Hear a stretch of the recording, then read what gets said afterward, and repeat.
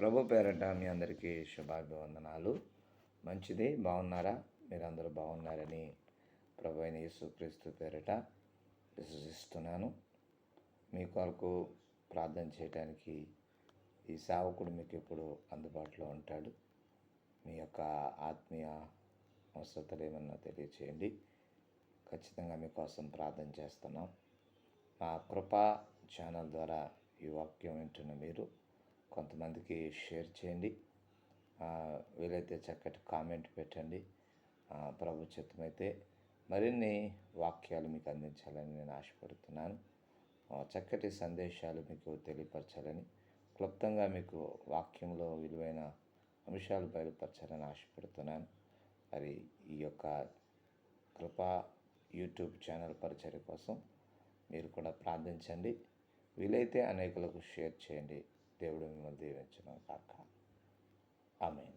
మంచిది. ఈ సమయంలో చిన్న ప్రార్థన చేసుకుని ఈరోజు ఒక చక్కటి సందేశాన్ని విందాం. పరిశుద్ధుడైన తండ్రి, నీకు వందనాలు, స్తోత్రాలు. ఈ సమయంలో యూట్యూబ్ ద్వారా చూస్తున్న బిడ్డలందరితో మీరు మాట్లాడండి.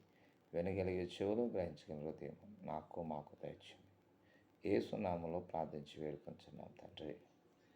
ఆమేన్. రైట్. పరిశుద్ధ గ్రంథంలో నుంచి ఒక చక్కటి విషయాన్ని మనం ధ్యానించేద్దాం. 42వ కీర్తన మొదటి వచనాన్ని చూద్దాం. 42వ కీర్తన మొదటి వచనాన్ని చూద్దాం. చక్కటి మాటను కొరాహు కుమారుల ద్వారా ప్రభు రాయించారు.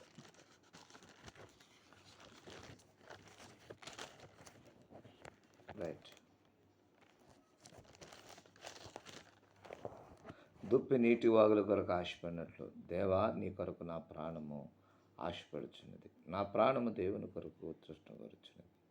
జీవం గల దేవుని కొరకు తృష్ణ కోరుచున్నది. దేవుని సన్నిధి నేను ఎప్పుడు వచ్చేదను, ఆయన సన్నిధి నేను ఎప్పుడు కనపడతాను. రైట్. గమనించండి, కొరాహు కుమారు రాస్తూ చక్కటి విషయాన్ని తెలియపరుస్తున్నారు. దుప్పి నీటి వాగుల కొరకు ఆశపడినట్లు, దేవా నీ కొరకు నా ప్రాణము ఆశపడుచున్నది అని వారు చెప్తున్నారు. దేవుని కొరకు మా ప్రాణము తృష్ణ కోరుచున్నది అని చెప్తున్నారు. అంతేకాదు, జీవం గల దేవుని కొరకు తృష్ణ కోరుచున్నది. రైట్. ఈ సమయంలో ఈ యొక్క వాక్యం వింటున్న సహోదరి, సహోదరుడా, మన ప్రాణము దేని కొరకు ఆశపడాలి? ఈ లోకంలో సహజంగా భూమి మీద ఉన్నాం కాబట్టి మన బిడ్డల కోసం, కుటుంబం కోసం, ఉద్యోగాల కోసం, వ్యాపారం కోసం, లేకపోతే ఆర్థిక ఇబ్బందుల కోసం మనం బ్యాంకు లోన్స్ కోసం ఆశపడుతూ ఉంటాం. రైట్. ప్రియ సహోదరి, సహోదరుడా, కొరాహు కుమారులు ఏం చెప్తున్నా అంటే, దుప్పి నీటి వాగుల కొరకు ఆశపడినట్లు నా దేవా నీ కొరకు నా ప్రాణము ఆశపడుచున్నది.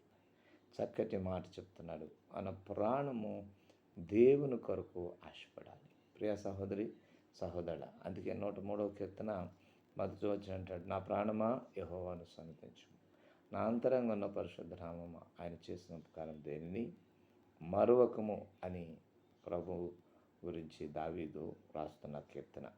ఈ సమయంలో నీవు నేను కూడా దేవుడు ఇచ్చిన ఈ ప్రాణముతో దేవుని స్తుతించాలి. దేవుని కొరకు మనం పనిచేయాలి.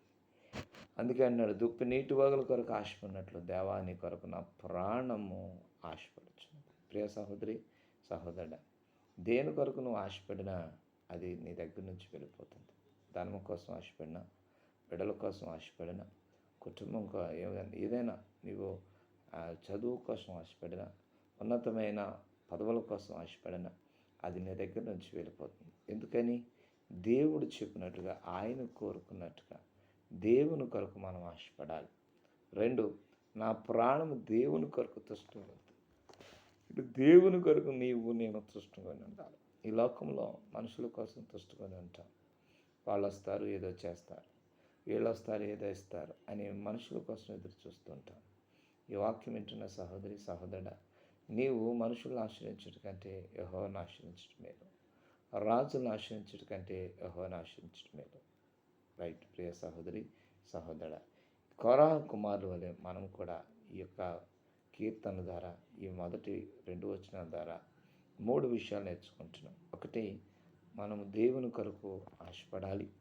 2, మనం దేవుని కొరకు తృష్ణగొని ఉండాలి. 3, దేవుని సన్నిధికి నేను ఎప్పుడు కనపడతాను అని దేవుని కొరకు నువ్వు ఎదురు చూసేదానిగా ఉండాలి. ఉంటే దేవుడు ఖచ్చితంగా నీకు సహాయం చేస్తాడు. అందుకే దావీదు అంటాడు, నీ ఆవరణములో ఒక దినము గడుపుట 1000 దినముల కంటే శ్రేష్టం. ప్రియ సహోదరి, దేవుని ఆవరణంలో గడపడానికి దేవుడు నిన్ను నన్ను పిలిచాడు. ఆ గొప్ప దేవుడికి నీవు నేను ఆయన స్వరక్తమిచ్చి కొనబడ్డ బిడ్డలం. వాక్యం వింటున్న నీతో నాతో దేవుడు చెప్తున్నాడు, దేని కొరకు ఆశపడుతున్నావో ఆ ఆశలన్నీ భూ సంబంధమైనవి, లేకపోతే నీ యొక్క ఎలాంటి ఆశలైనా సరే అవన్నీ విడిచిపెట్టి యేసు వైపు ఆశపడు, యేసు వైపు తిరుగు, యేసు కొరకు ఎదురు చూడు. ఖచ్చితంగా దేవుడు కృప పొందుకుంటాం. ఒక చిన్న ప్రార్థన. పరిశుద్ధుడైన తండ్రి, నీకు వందనాలు. మేము దేని కొరకు ఆశపడాలో 3 విషయాలు మాకు తెలియపరిచారు. 1, మా ప్రాణము దేవుని కొరకు ఆశపడాలి. 2, మేము దేవుని కొరకు తృష్ణగా ఉండాలి. 3, నేను దేవుని సన్నిధికి ఎప్పుడు వచ్చేదను అని దేవుని కొరకు ఎదురు చూసే గొప్ప అనుభవం మాకు దయచేయండి. లోకంలో మనుషుల కోసం ఎదురు చూస్తే నష్టమే, బాధే, వేదనే ఎదురవుతుంది. దేవుని కొరకు ఎదురు చూసిన వాడు ఎన్నడూ సిగ్గునందడు. ప్రభు, ఈ రోజు నుంచి మా జీవితంలో నీ కొరకు ఎదురు చూచి ఉన్నత భాగ్యం మాకు దయచేయండి. ఈ యొక్క యూట్యూబ్ కృపా ఛానల్ ద్వారా చూస్తున్న ప్రతి ఒక్కరితో మీరు మాట్లాడండి. నీ కృపను దర్శించి బలపరచు. యేసు నామములో ప్రార్థించి వేడుకొంచున్నాం పరమ తండ్రి, ఆమేన్. ప్రభు మిమ్మల్ని నిశ్చయముగా ఆశీర్వదించును గాక. God bless you all.